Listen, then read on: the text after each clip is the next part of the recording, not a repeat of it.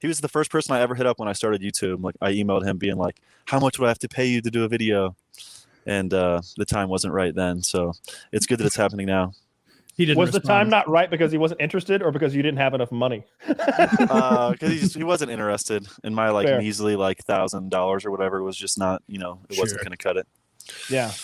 I had to I saw prove my you, worth. Did any of you guys ever do that? Message someone that you were like a fan of on YouTube or whatever, like cold call them essentially when you were starting out? Like, hey, I'd like to be I your still friend. do that. I've told this story before. You might not remember it, but early on, like I think I wasn't even on YouTube yet. But Hutch wanted to go HD with his videos, and he was like, if 300 people give $1, then boom, I've got it. I have an HD recorder and I can make this happen. And I'm like, I'll give you $20 if you play with me. He's like, no, that's too much for one person, etc.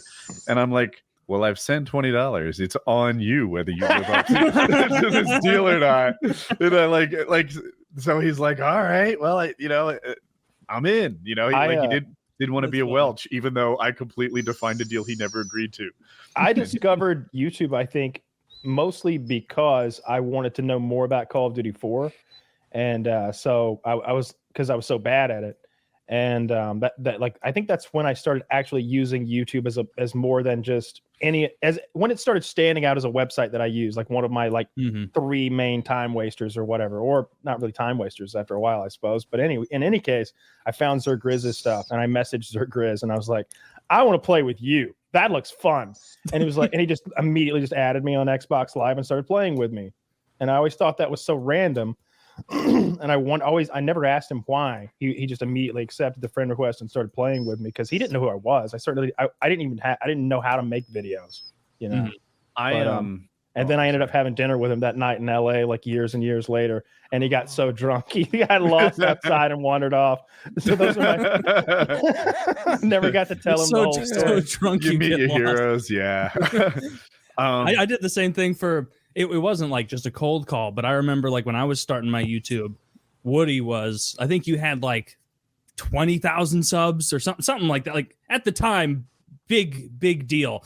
And Woody was like, anybody who gives $50 to March Dimes, I'll do a dual comm with. And I was like, this is beyond like obviously the move. If I can, I remember being so nervous leading up to the video I did with you. I'm like, oh, this is your chance. If you don't knock this out of the park, everybody's going to say that you suck and you'll have to quit. And so then like I did it. And I remember being so anxious, like, okay. Like then you uploaded it and like checking the comments and like them being positive and like that was like what kicked me off, like getting like 1,000 subs from that video we did together that I had a viewership. So I guess it was great. So I didn't know that. I didn't know that you had done a dual commentary with Woody. How was it that you never did one with Wings? Because everybody did. I did do one with Wings. You did? Yeah, back in the day. Your gameplay or his? I don't remember, but I remember probably yours. The only thing, it was probably mine. The only thing I remember is like right before we started recording, I was there with my shitty little desk mic, and I was like, oh, "This guy's a real deal commentator. Like he's a pro." And like we're right about to start, and he's like, "All right, I got to go TT, and then we'll kick this off." and I was like, "Okay, sometimes you got to go TT, man." Like, is that poop? No, like pee. I had that. Well, then I had a more extreme experience because when I needed to do my dual my first dual commentary with Wings ever, and I'm in the same position, right? Like, I've got my video lined up and the gameplay I thought was great in terms of like being able to give tips. And I have timestamps, right? Like, hey, if there's a conversation lull at 38 seconds, bring it to here. If there's a conversation lull at 1 minute, 14 seconds, bring it to here. I've got paperwork in front of me to make this thing the best that it can be.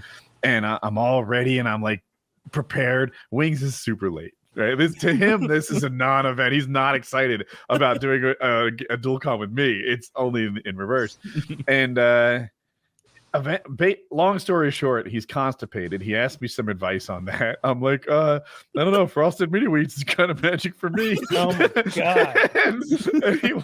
and we have to push it to another day because of his digestive issues. God, that's so. What a shame. So Wings though to be late because of something like constipation. I cannot remember the. All right, maybe I've been fortunate. I also have never had like a kidney stone.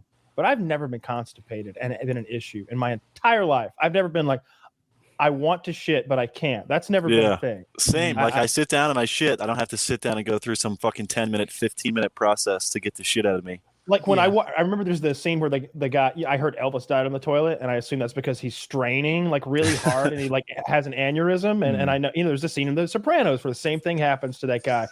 And to me, that's always been like, I don't quite, you know how children have these funny ways of like thinking about things. Like even now I'm like, do Italians have big turds or something? Is there a joke there I don't understand? Like, because I've never had this issue. I think barbiturates make you constipated, and that was probably Elvis's issue.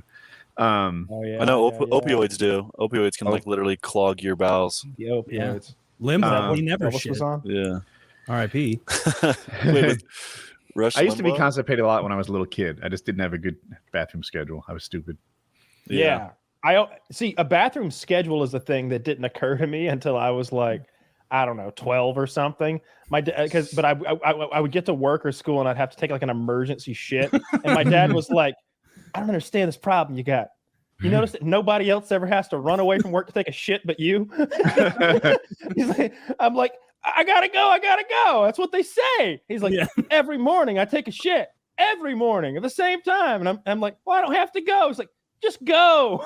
And like, oh yeah, this isn't just, we don't wait until we have to go. We empty out in the morning before we go about our day. Okay, this makes sense. And as a 12-year-old, I figured that out. And since then, not only have I not been constipated, but I've really minimized the amount of public shits I've had to take in my life. Oh, maybe I crossed the bridge of maybe not caring 8. Long Here's the ago. problem. You know what really ruined my batting average? Prison. Well, but you only shit like. But 3 I was times in prison. constipated for like 3 fucking weeks when I first got there. I think I only took like maybe 6 prison shits total in 2 months. The reason I don't like public poop is I don't have my arsenal of tools. I either have a bidet or at the very least wet wipes here at home, so I can poop and then come out. You know, possibly cleaner than pre-poop. Yeah, but now that I think about that prison thing, but I don't know. I don't think that was constipation. That was just some sort of like stress-induced non-shitting event. Yeah. That's literally what was like. I didn't. Your body I didn't became need to. efficient. I didn't feel uncomfortable or anything. Food is fuel.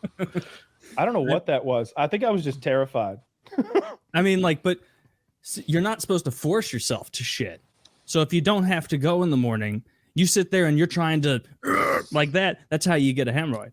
You're supposed to let it come out when it wants to. And hopefully, well, not anytime it wants to. Not anytime. But you're telling me you never have dire situations in public? Where it's like, I need to shit in the next minute. So really. Like what I would have is like I wouldn't say it gets anywhere near the emergency stage. It's like, oh, let's prioritize getting home. Like all right, I was gonna go to like 3 stores today. After Home Depot, I'm going straight home.